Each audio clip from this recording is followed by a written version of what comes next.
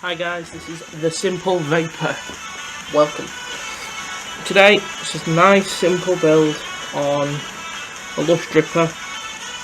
The reason I'm using this is it's nice and open, all the pegs are really easy to see, really easy thing to build on. I'm going to be using 22 gauge wire simply because it's easy to build with. As the videos go on, I'll be using 24, 26, 28 gauge, getting progressively thinner. They do get harder to build on, so it will require a little bit more patience. I don't particularly like using thinner gauges because of that. They're a nightmare to build. But here goes. In terms of wire, for a simple 8 wrap coil using this stuff, about that much is fine. So you get your kit, trim it off. You will probably notice I've got the Geek Vape tab reader, coil tab. No, I haven't. I've got the Coil Master coil tabs even.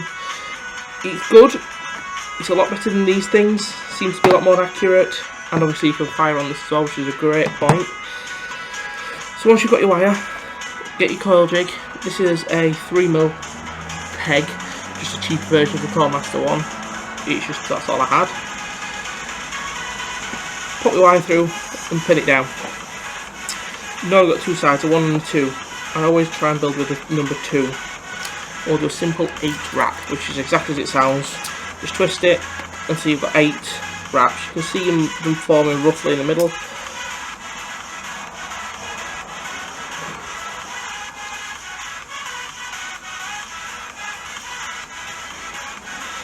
I always end up stopping to count because I always think I've got it wrong. So what I do is 1, 2, 3, 4, 5, 6, 7, 8. Yep, there's 8 there. Then what I always do and what I would recommend is pull your coil off and turn it over, just so you can straighten that leg out. Sometimes you can use pliers depending on personal preference. Make sure it's nice and straight. Now with this lush, and it's also going to be different with different tanks and drippers, it is always better just to put a little kink in the leg. It'll become clear in a minute why. So I have one in that side, one in the middle, and one going to the outer edge, so positive and negative. See, the little kink moves it across into the middle, it's easier. Now in terms of tightening it up, you do get, in quite a lot of tanks to be honest, these little built-in screwdrivers. They're good, but I much prefer a proper one with a little Allen tip on it. So, screw it down, finger tight, doesn't need to be perfect, doesn't need to be massively tight. So you'll soon know if it's not, because your coil reading will just go through the roof and it'll not read right. So put it in, tweak it a little bit, make sure it's in the right position. That's pretty much your coil built. Trim the edges.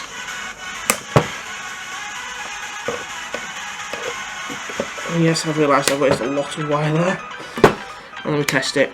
So this is running at 0.22 ohms. Obviously if I had no one on the side it would half that. So it's 0.11. Turn it on to fire.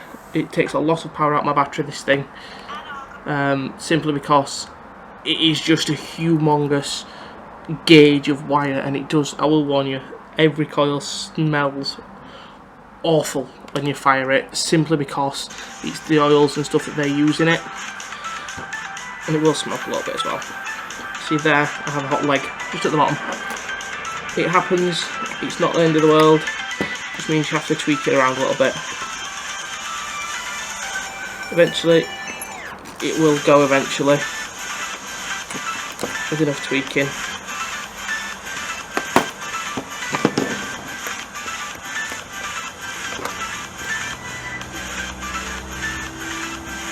Like that. So it's that bit there, the leg itself that gets hot, that's when you know you've got problems. Don't leave it, whatever you do, because you will burn your coil out pretty quick. And that's not good, you don't want that. And there we go. Beautiful coil, heating all the way across. That's what you want. A nice, easy, simple coil. All you need.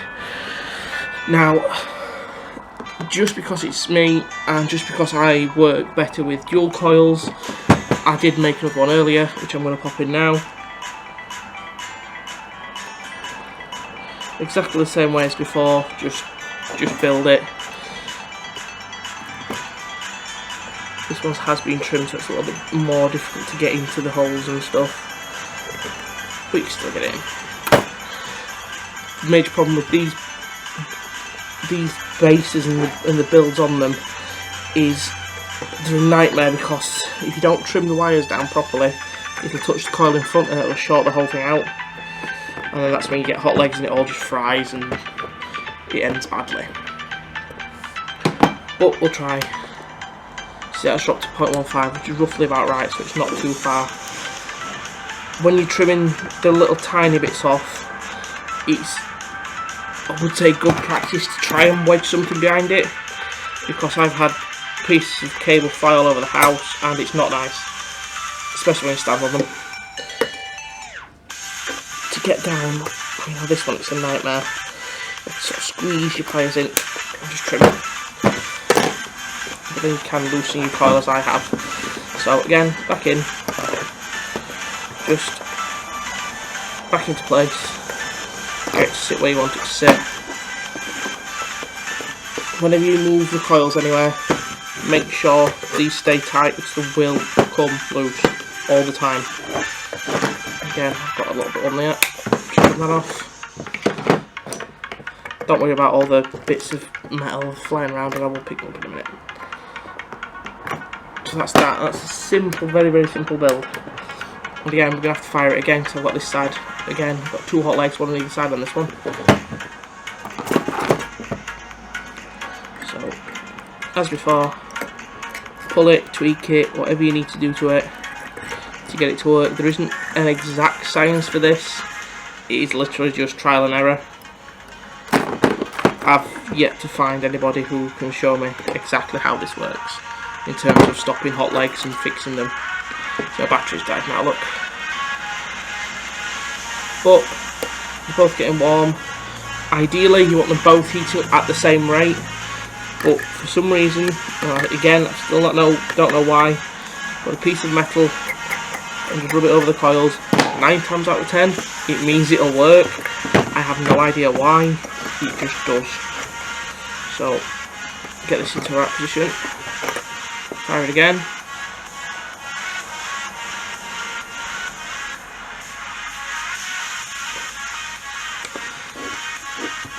Again, there isn't an exact science to any of this, it's just a case of pulling it, manoeuvring it, doing what you can to get it to fit.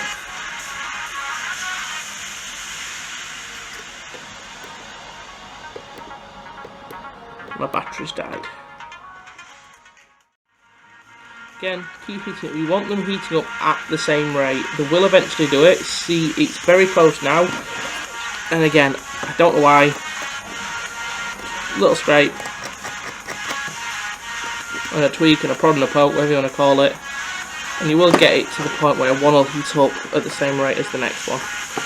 So in, tweak it.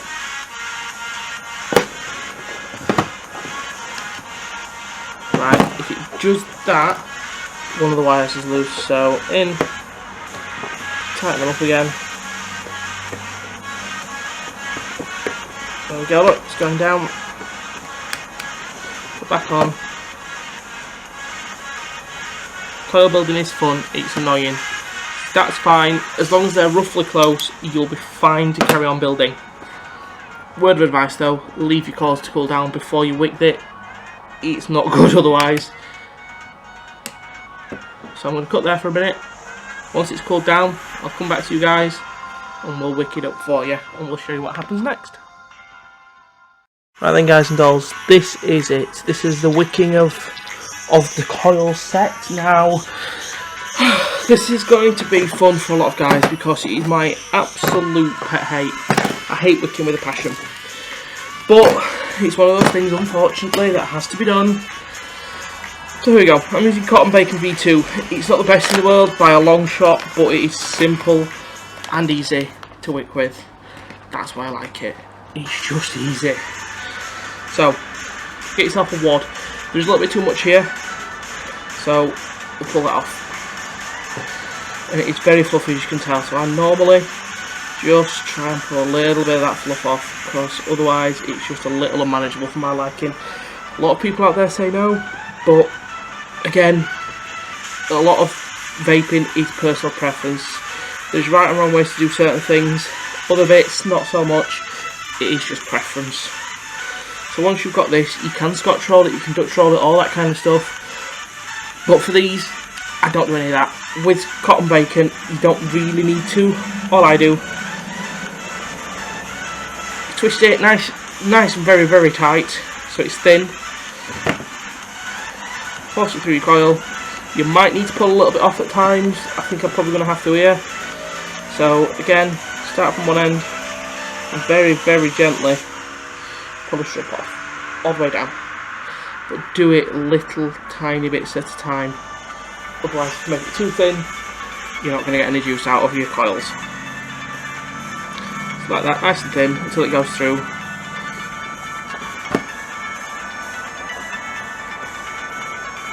Like that. And with generally any dripper, you want it nice and fluffy like that side. That side will be a bit flat, obviously, because you've twisted it, so I always just attack it and stab it and whatever you want to call it, just to fluffen it back up and then trim the end off, because it's going to have oil and grease from your fingers, and trust me, that does not taste nice. So trim it off, again on that side, trim that off so it's big and fluffy like that. Tidy up any of the loose ends as normal, and do the other side. Again, we'll need to peel a little bit off this, it's thick. Get it, twist it.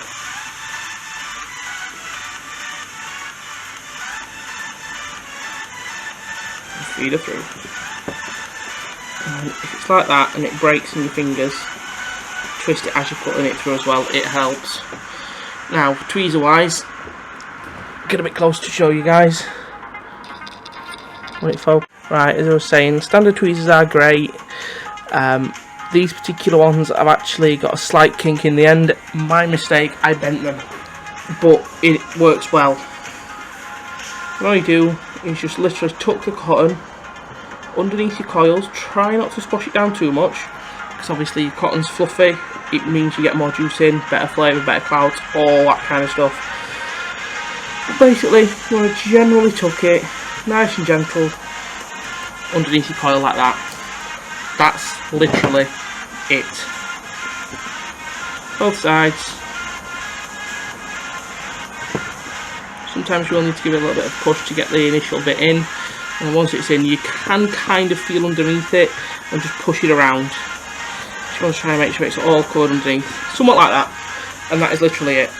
That is a set of coils, very simple coils built. It'll work well on every other building set as well. I will be doing a video on the Geek Vape Griffin, which is somewhere in this house. That is a nightmare to wick up, and it will all come apparent when I make that video. Well, that's pretty much it. Now, always juice your coils up before you even pulse them on your machine. You will burn them out otherwise. This is some homebrew, before anybody asks. This is some blue slush made using pure VG. So you do get a hell of a lot of smoke on it, but this is something that I've made myself and I'm very proud of it. So loads and loads of it, all over your cotton, all over your coils. Make sure everything is as wet as you can get it. It protects your coils as the initial burn, and also your cotton. You don't want to burn anything out after you've just spent this much time building it. Trust me, you will get annoyed. Plenty on. What we'll do, I'll put this back on my machine and we'll see how she chucks. Put a battery back in my machine. These are AWT's 40 amp 300 mAh. To be honest, I don't know if they're the real thing or not. They just work. They'll last a lot longer than any normal battery I've had. This is the iStick, no it isn't, it's the eLeaf iStick TC 100 watt. I got it as a bit of a stopgap because mine RX200 broke. although I do have another one coming, so I'll be using that again soon. It's a nice little mod, just right for what I need. So put it on and let's see what she does. So it'll tell you on here as well what you're reading. So I'm running at 0.19 ohms, 3.38 volts at 60 watts. Generally speaking, that's about right. The thicker the cable, the longer it takes to warm up. But as you can see, you do get a fair bit of juice off of it. So again, loads more juice on there. I'll see what she tastes like. I've not tried this juice yet.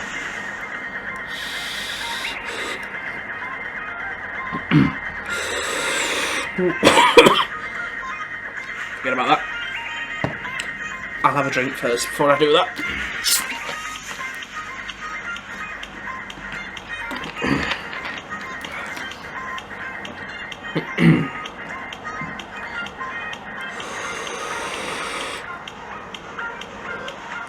Don't get bad clouds off of it. Admittedly, I could probably turn it up to about 70-75 watts and it would still chuck beautifully. This juice has been made yesterday, so it does need time to steep. In the meantime, I'm on my pancake man, which is very nice. And this is the beauty of a dripper. You don't have to change your tanks. You just pour it on and away you go.